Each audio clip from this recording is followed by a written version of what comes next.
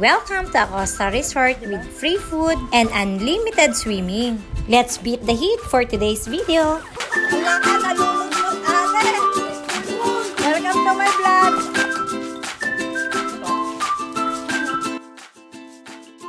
Hi everyone! Welcome sa aming mini resort na improvise. Ngayong araw ay blackout nga dito sa buong Nueva Vizcaya. Masyado naming pinaghandaan. Kaya't ngayong araw, ang brownout na sobrang nakakainis, let's turn it to family bonding time. Mabuti na lang at sumahod na rin ako sa Facebook. Kaya't sabi ko, treat ko naman ngayong araw para sa magiging lunch namin. Saktong-sakto at weekends, andito kaming lahat. Maliban kay Bunso dahil naka-duty sa work. Actually, nag-aya nga din ako ng mga pinsan ko dito. Inaya ko nga sila dito para magtampisaw. Pero hindi nga sila nakapunta. Maaga nga pala ay naghanda na kami dito ni Kuya Allen. Kaming dalawa nga yung abang lingkod. Naghahanda na nga kami ng paglulutuan namin ng balat ng baka. At habang nagpapaapoy siya, inayos at nilinis ko naman na tong pool. Saktong-sakto at mag-iigib na sila mamaya sa poso. Opo, ang gagamitin nga naming tubig dito ay galing lang sa poso. Salitan nga kami sa pagbubumba. Ito pala yung unang isinalang namin dahil nga matigas yung balat ng baka. Paborito nga kasi ng kapatid ko yung lambi-lambi at kailangan sobrang lambot nga neto. Nag-start ang brownout ng 6 AM kaya't dito na nga lang kami sa labas maghahanda lahat. Dito mag-chop, dito magluluto dahil nga madilim dun sa loob.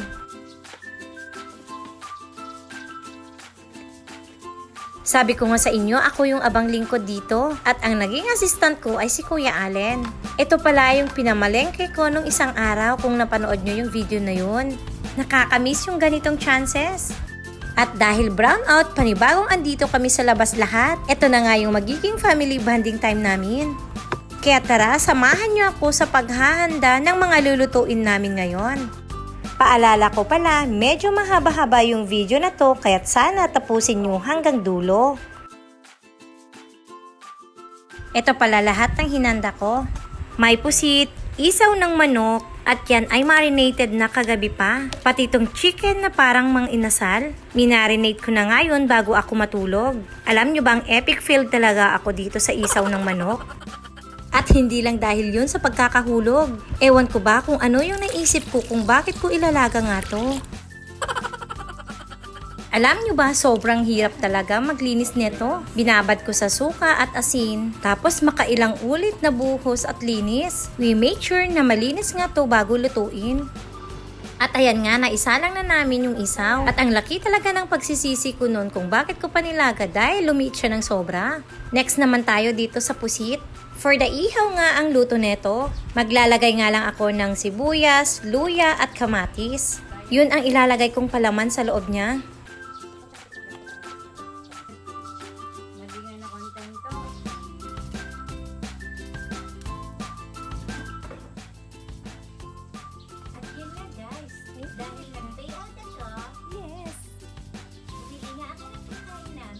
Pa-jejemon.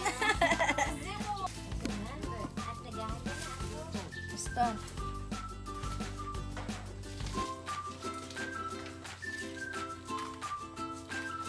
Pagkaluto nga nung epic fail na isaw ng manok, eto naman na yung sinunod ko, yung paa ng manok. Na-miss ko kasing magpapak ng sweet spicy chicken feet adobo.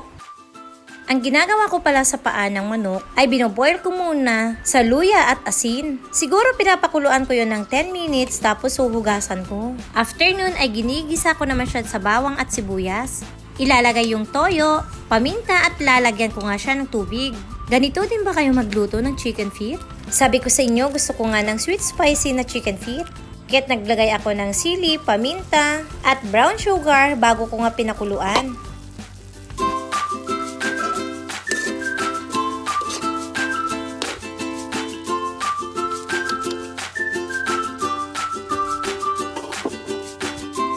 Medyo tanghali na nga at hindi pa rin kami nakakatapos sa pagluluto ni Kuya Allen. Tapos pasulpot-sulpot pa nga siya sa pag-iigib dito. Hanggang kalahati nga ng water level yung toka ni Kuya Allen, tapos yung kasunod ay kay Kuya AJ naman.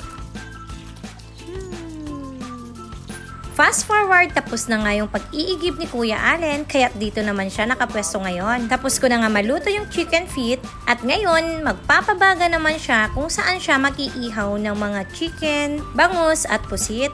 Pansin nyo ba yung ihawan namin? Improvised na electric fan cover. Mas malaki at mas marami nga kaming pwedeng ilagay para ihawin. Para-paraan din no?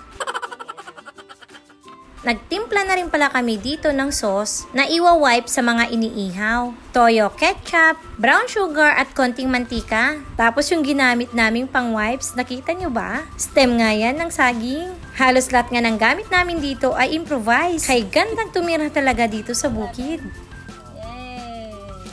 Naalala ko nga nung mga bata pa kami, madalas ang puntahan namin ay sa Batis, or ang tawag namin sa Ilocano ay waig. Tapos wala kaming dalang pagkain.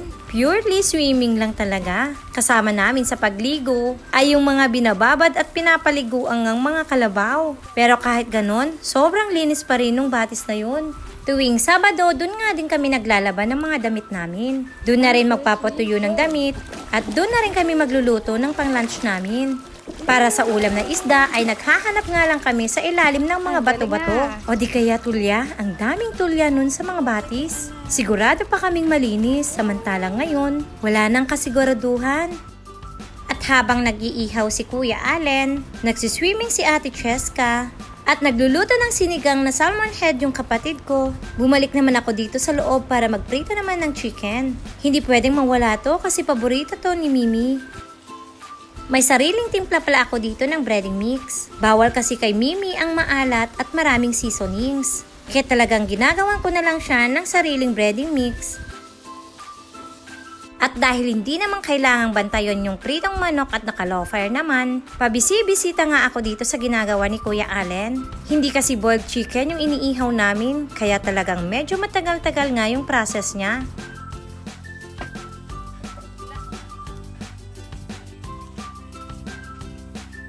Labo naman.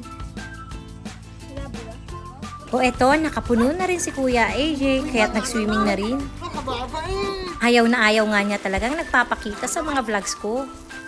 Ay, ayan, finally! Eto na nga yung chicken inasal namin. Tingin pala, ang yummy na, no? So pagkatapos ng chicken inasal, eto naman, mag-iihaw na rin kami ng pusit. Tinusok ko na rin pala siya ng stick para hindi maghiwa-hiwalay kapag iniihaw na. At para hindi rin matapon yung palaman sa loob. Sa pag-iihaw ng pusit, hindi yan kailangan ng medyo matagal-tagal na oras. The more na matagal mo siyang iniihaw, ay mas kukunat.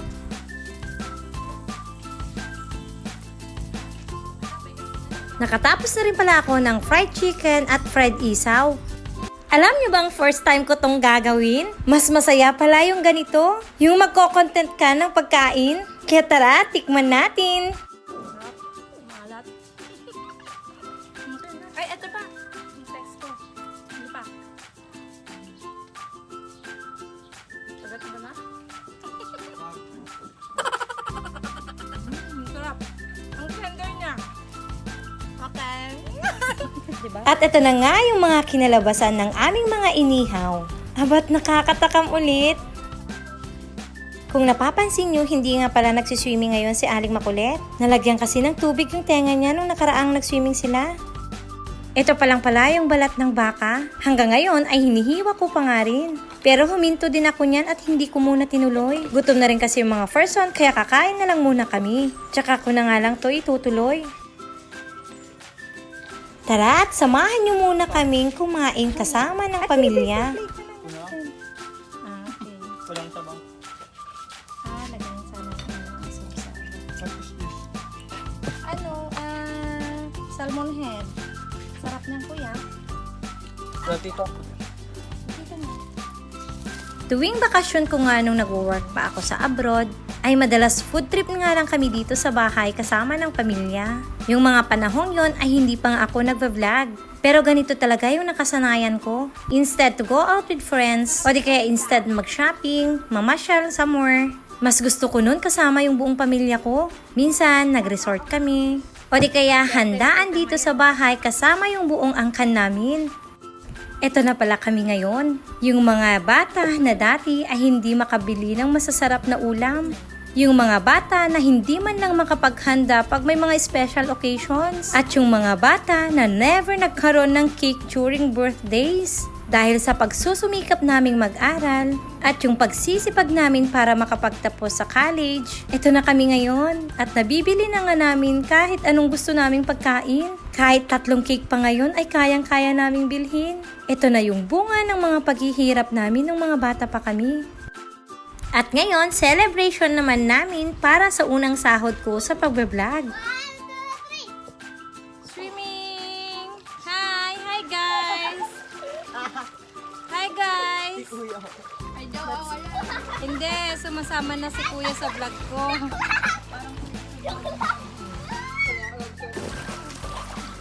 Hi guys! Welcome to my vlog!